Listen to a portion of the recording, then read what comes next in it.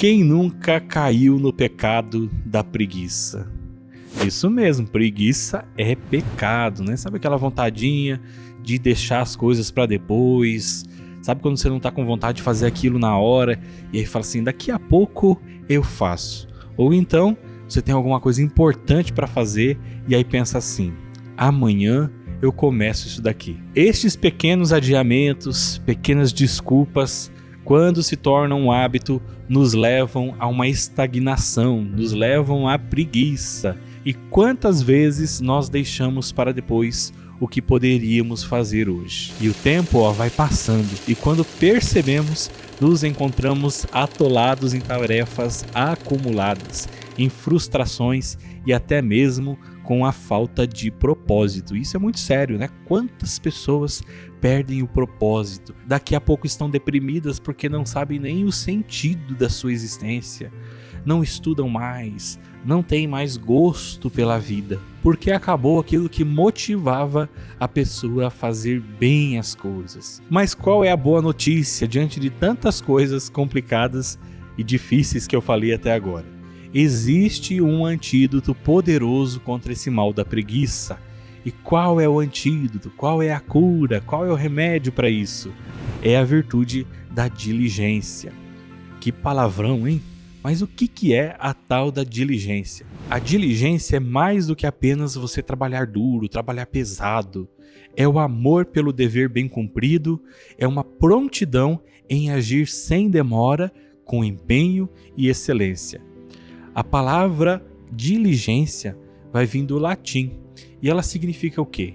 Significa amar, estimar e valorizar. E por que isso é importante? Por que é importante saber disso? Porque uma pessoa que ela é diligente, ela não apenas faz as coisas de qualquer forma, de qualquer maneira, mas ela faz com amor, com esmero, porque ela tem um propósito maior naquilo que ela está fazendo. Então tem um significado naquilo. Não é simplesmente fazer de qualquer jeito, né? Fazer com rotina, mas é fazer porque eu tenho um propósito e eu quero amar as pessoas através desse propósito. E vamos ao exemplo daquela pessoa que tinha todas as virtudes, que é nosso Senhor Jesus Cristo. E ele nos dá um exemplo que ficou impresso no Evangelho de Marcos, né? Nós vamos ler no Evangelho de Marcos, no capítulo 7, no versículo 37, Marcos dizendo o seguinte: Jesus fez bem todas as coisas. Olha que coisa bonita, né? Então Jesus era diligente. Jesus não tinha preguiça de fazer as coisas. Ou mais, né? Jesus não tinha medo de fazer as coisas. Ele trabalhou de uma maneira incansável. Ele curava as pessoas, ele ensinava, ele salvava as almas. Então ele não desperdiçou um só momento da sua missão. Veja só, Jesus viveu, vamos dizer assim, a vida pública em 3 anos e marcou a nossa existência até o dia de hoje. Marcou todos os seres humanos que passaram aqui na Terra, né, com suas palavras. Imagine se Jesus tivesse vivido mais, o que ia acontecer com o nosso mundo? Se em apenas 3 anos ele fez tudo isso. Por quê? Porque foi uma vida incansável, foi uma vida de batalha, de luta, sem preguiças. E então, se nós queremos seguir Jesus, precisamos aprender a agir com diligência e fugir da preguiça. E eu quero convidar você a deixar a preguiça de lado. Não deixa para depois. Compartilha agora esse vídeo, curte, comenta, coloca nos grupos de WhatsApp para que mais pessoas possam criar essa virtude da diligência e fugir aí da preguiça no seu dia a dia. E vamos entender agora quais são os malefícios da preguiça. A preguiça não se resume apenas em não querer trabalhar, ela pode se manifestar de diversas maneiras. Uma dessas maneiras, a gente está ouvindo bastante aqui na internet, que é a procrastinação. E o que é essa tal de procrastinação, esse palavrão estranho? É adiar o que precisa ser feito. Você vai acumulando tarefas e isso vai causando uma certa ansiedade. Então a pessoa adia porque ela está com preguiça de fazer aquilo no momento e aquilo precisa ser feito, e aí aquelas atividades, vamos dizer assim, vão se somando, vão se acumulando. E aí ela olha para tudo aquilo que ela deixou de fazer e aí vem aquela ansiedade, né? Agora eu tenho tanta coisa para fazer, e aí fica aquela sensação de que não vai dar conta. Então a procrastinação é um dos males bem presentes na atualidade. Derivando disso também, nós temos a falta de propósito, que é o quê? Sentir-se desmotivado, sem disposição para crescer ou se aperfeiçoar, né? A pessoa fica estagnada na vida, não estuda mais, não busca mais aprender, fica só no celular, né? Aliás, a gente falava sobre procrastinação, muitas pessoas hoje procrastinam as coisas, sentem preguiça porque ficam muito tempo no celular, né? Outro ponto a ser observado aqui é a negligência espiritual. A pessoa vai deixando a oração, vai deixando de buscar a Deus e vai deixando isso tudo para depois. E aí a pessoa vai se tornando indiferente à fé, né? A pessoa vai se tornando morna, vai esfriando a sua relação com Deus, daqui a pouco está vivendo como um mundano, está vivendo sem ser tocado pela graça de Deus, sem ser tocado pela misericórdia de Deus. Os dons do Espírito Santo vão ficando apagadinhos na vida da pessoa, né? Então, por isso que é importante cuidar para que essa falta de oração não entre na nossa vida. Outro ponto é o descuido com as obrigações diárias, seja no trabalho, seja na família, seja nos estudos, seja nas atividades de casa. A preguiça nos leva a fazer tudo de qualquer jeito e sem amor. Daí a casa vai começando a ficar bagunçada, vai começando a ficar empoeirada, vai começando a aparecer as teinhas de aranha no cantinho das paredes, né? Porque a preguiça vai batendo, né? Eu quero fazer só aquilo que me dá prazer, só aquilo que me dá vontade. E aí a gente vai ficando cada vez mais preguiçoso. No Evangelho de Mateus, Jesus nos conta uma parábola, que é a parábola dos trabalhadores na vinha. E a parábola vai dizer assim: no final do dia, ele encontra homens desocupados e pergunta: por que estás aqui o dia todo sem fazer nada? Até Jesus fica indignado, né? Com pessoas, veja só, naquele tempo, paradas, sem fazer nada o dia inteiro. Essa pergunta de Jesus, ela ecoa até hoje para cada um de nós. O que nós temos feito com o tempo que Deus nos deu?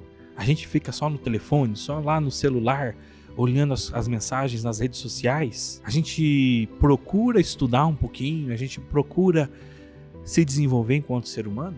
É importante, essa pergunta de Jesus está ecoando aí até os dias de hoje. E como nós podemos criar práticas, né, para vencer essa preguiça que vai tomando conta de cada um de nós? Primeiro ponto: tenha uma rotina bem organizada, defina horários e cumpra suas tarefas com disciplina. Então monte ali uma listinha das suas tarefas, crie uma rotina diária para você cumprir essas tarefas, porque senão a preguiça vai entrar aí no meio do caminho. Então, segundo ponto, faça tudo como oferta a Deus. Então transforme o seu trabalho, os estudos, os deveres diários em uma forma de louvor a Deus. E faça isso tudo também, se for possível, em espírito de oração, espírito de gratidão a Deus por aquilo que você está fazendo. Terceiro ponto, supere a procrastinação. Não espere você sentir vontade de fazer as coisas. Comece agora aquilo que precisa ser feito. Isso é muito importante. Nós estamos acostumados no dia a dia a fazer as coisas quando a gente está com disposição, a fazer as coisas quando a gente sente um certo prazer, uma certa vontade, e nem sempre isso é possível, principalmente quando nós temos atividades que vão se repetir todos os dias. Por exemplo, lavar uma louça, lavar roupa, tem coisas até mesmo no escritório que todos os dias a gente tem que fazer da mesma forma. Então, isso muitas vezes vai tirando esse sabor, vai tirando essa novidade, e aí a gente sente essa falta de vontade de fazer as coisas. Por isso é necessário criar rotina, começar todos os dias, criar essa disposição. Quarto ponto, busque inspiração nos santos, e aqui nós queremos trazer São Bento. São Bento criou aquela regrinha, né? Ora et labora, trabalha e reza, o reza e trabalha, né? Na ordem do latim. Por que ele fez isso? Porque a vida cristã é um equilíbrio das coisas. É um equilíbrio entre a ação e a contemplação, entre o trabalho e a oração. E aqui nós estamos percebendo dentro dessa série que é um equilíbrio, né? De viver as virtudes para quê? Para que a gente vença o pecado. Então, quando eu crio um equilíbrio na minha vida, por exemplo, eu crio um equilíbrio aqui e começo a ser diligente. automaticamente eu elimino um pecado. Outra santa que eu quero trazer aqui é Santa Zélia Martã, que é a mãe de Santa Teresinha. Ela trabalhou incansavelmente como empresária, mãe de família, sem nunca deixar de lado a fé. Outra pessoa muito importante na nossa vida, na vida de Nossa Senhora, na vida de Jesus, São José. São José trabalhava em silêncio e com dedicação, sendo o maior exemplo de diligência na vida familiar. Você veja só, São José precisava trabalhar para sustentar o Filho de Deus. Imagina se São José ficasse com preguiça de fazer aquele trabalhinho ali de madeira, de esculpir aquela madeira, sei lá, de fazer uma mesa. Aí Jesus ia ficar sem comida, Nossa Senhora também. Então veja que importante, né? A preguiça, ela nos aprisiona. A preguiça nos faz deixar de fazer aquilo que nós precisamos fazer. E você deve estar se perguntando, e a preguiça espiritual? Como que eu combato a preguiça espiritual? A preguiça, ela não é apenas física, mas ela pode também ser espiritual. E o que é uma preguiça espiritual? A preguiça espiritual é quando nós deixamos de rezar porque não sentimos vontade, quando buscamos distrações para não se comprometer com a fé. Você quer um exemplinho aqui? Vou trazer um exemplo. Veja só, a gente às vezes está com preguiça de rezar, hoje está muito quente ou está muito frio, aí eu vou e ligo uma série para assistir no lugar daquele momento de oração que eu ia fazer. Por quê? Porque eu não estou sentindo vontade de rezar agora. E aí é muito mais atrativo eu colocar alguma coisa para me distrair, alguma coisa que vai me fazer se sentir, sei lá, bem, vai trazer um certo prazer. Outra coisa que nos pega muito é o evitar a confissão. Evitar que nós queiramos mudar de vida, vencer os nossos pecados, trazer para a nossa vida a conversão, trazer a mudança, né? Que a mudança muitas vezes causa um labor, causa um sofrimento, causa uma dificuldade, eu vou precisar combater, né? E aí entra aquela preguiça espiritual, né? Eu nasci assim, porque eu vou continuar assim. Então, precisamos ir criando esse hábito de confissão, esse hábito de buscar a santidade, esse hábito de mudar de vida. E para trazer aqui para você um exemplo bíblico, né? No Getsemane, enquanto Jesus suava sangue e rezava, os discípulos estavam fazendo o quê? Os discípulos estavam dormindo, porque bateu aquela preguiça, já era tarde da noite, já deviam estar cansados, e isso foi um impedimento para que eles vigiassem e rezassem junto com Jesus. Como nós podemos vencer toda essa preguiça espiritual? Pequenos atos de fidelidade, né? Então rezar pelo menos um pouquinho sem ter vontade, buscar a leitura da palavra de Deus, de forma diária, de preferência, viver os sacramentos, né? Ir à missa, confessar, para que a gente possa produzindo em nós esse ânimo, essa busca pela vontade de Deus. Praticar o amor concreto, servir os outros, dedicar-se ao bem, buscar um trabalho voluntário, de repente entrar numa pastoral da igreja para ajudar as pessoas. Isso tudo vai nos ajudando a vencer essa preguiça espiritual. E aqui eu quero frisar para você também a importância de se descansar e perceber que o descanso não é preguiça. E aqui é importante fazer essa distinção, né? Porque tem gente também que entra no ativismo tão grande, né? Vai se enchendo tanto de atividades e aí vai para o oposto, né? Que tem uma vida super ativa. Mas é preciso também pensar que é necessário descansar. E aqui eu quero trazer para você uma frase muito importante, um pensamento de São José Maria Escrivá, que vai dizer: porque o descanso não é não fazer nada, é se distrair nas atividades que exigem menos esforços. E aqui uma coisa muito importante que eu aprendi, que muitas vezes, como que a gente pode descansar? Não é ficar só deitado no sofá, sem fazer nada. Porque você já parou para perceber que às vezes você fica muito tempo deitado no sofá e parece que você levanta mais indisposto, mais cansado, irritado? Porque, na verdade, nem sempre o descanso está ligado simplesmente a você ficar deitado. O descanso também está em você se conectar com alguma coisa que eleva o teu espírito. Por exemplo, você se conectar com uma obra de arte, você olhar por um quadro bem pintado, né? Que isso vai ordenar o teu espírito. Escutar uma boa música clássica, isso vai descansando a sua alma, vai descansando você. Então isso é importante para que você cresça espiritualmente, para que você vença a preguiça. E principalmente uma preguiça aqui nesse caso cultural. Descansar depois de um dia de trabalho intenso ou de uma meta que você alcançou é uma necessidade. O nosso corpo, a nossa mente precisa desse tempo para se recuperar e seguir produzindo com qualidade. O descanso bem vivido nos fortalece, enquanto a preguiça, ela vai fazendo o quê? Ela vai nos paralisando. Então o descanso é para criar novos músculos, é para criar novos pensamentos, é para que nós nos desenvolvamos. E a preguiça, ela vai nos fazendo cada vez mais improdutivos, inaptos para as coisas. E eu quero convidar agora para que nós façamos a nossa oração. E eu quero trazer aqui para você Colossenses, no capítulo 3, no versículo 23, que vai dizer assim: tudo o que fizerdes, fazei-o de bom coração, como para o Senhor e não para os homens. Olha só que coisa linda, né? E aqui nós podemos fazer a nossa oração e meditar. Aquilo que eu tenho feito tem sido feito como para Deus ou como para os homens? E eu convido você agora a clamar sobre você o Espírito Santo. Em nome do Pai, do Filho e do Espírito Santo. Amém. Senhor, nesse dia em que nós estamos refletindo sobre a diligência que combate a preguiça. Quantas vezes, Senhor, temos preguiça? Temos preguiça de ajudar o próximo, preguiça de fazer o bem. Quantas vezes tendemos, Senhor Jesus, a querer apenas ficar naquilo que é bom, no descanso, naquilo que traz prazer, naquilo que traz conforto. E aí deixamos, Senhor Jesus, de lado as nossas atividades que muitas vezes são importantes, tanto para o nosso crescimento espiritual, como para o crescimento da sua obra, Senhor. E eu quero pedir nesta oração, vem em meu auxílio, Senhor, para que eu vença a preguiça. Vem em meu auxílio, Senhor Jesus, para que eu encontre atividades que edifiquem a minha alma. Vem em meu auxílio, Senhor Jesus, ensinando a descansar da maneira correta, a descansar com qualidade e não aquele descanso preguiçoso que me estagna, que me faz ser sempre do mesmo jeito, que me faz ser como uma água parada, que não tem novidade, que não tem vida, Senhor. Por isso eu peço, derrama sobre mim a água da vida, que é o Teu Espírito Santo.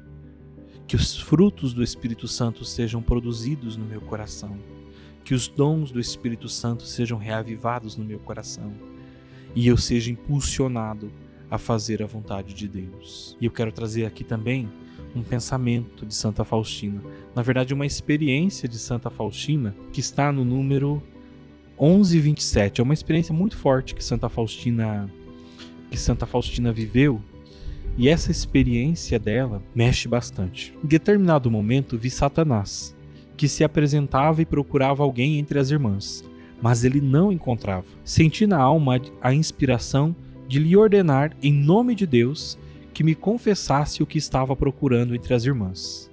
E confessou, embora que de má vontade: estou procurando almas ociosas. Olha só que forte. Então novamente ordenei, em nome de Deus, que me dissesse que almas têm mais fácil acesso no convento.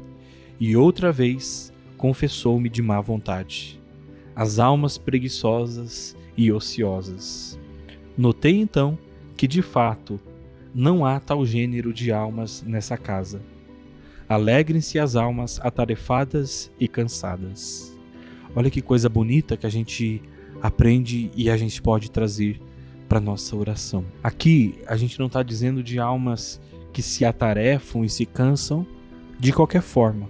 Aqui nós estamos falando de almas que se dedicavam ao reino, né? As irmãs faziam inúmeras obras de misericórdia, inúmeras obras que faziam com que o reino fosse propagado, em que, vamos dizer assim, a misericórdia de Deus atingisse o coração de meninas que já não tinham mais perspectivas de vida.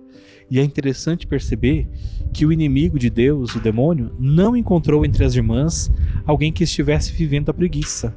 Todas as irmãs estavam muito atarefadas. E nesta oração, nós podemos pensar justamente isso. A minha alma está atarefada com a vontade de Deus, comprometida com a vontade de Deus, focando aquilo que precisa ser feito, ou será que a minha alma está procrastinando? E se eu chego à conclusão nesta oração de que a minha alma está procrastinando, eu quero pedir agora, Senhor Jesus, derrama sobre mim o Teu Espírito o teu Espírito que renova todas as coisas, o teu Espírito que afugenta o mal. E neste momento, Senhor Jesus, eu peço esse sopro do Espírito sobre mim, para que eu possa ser uma alma comprometida com Deus, uma alma que não é preguiçosa, uma alma que enfrenta todas as preguiças.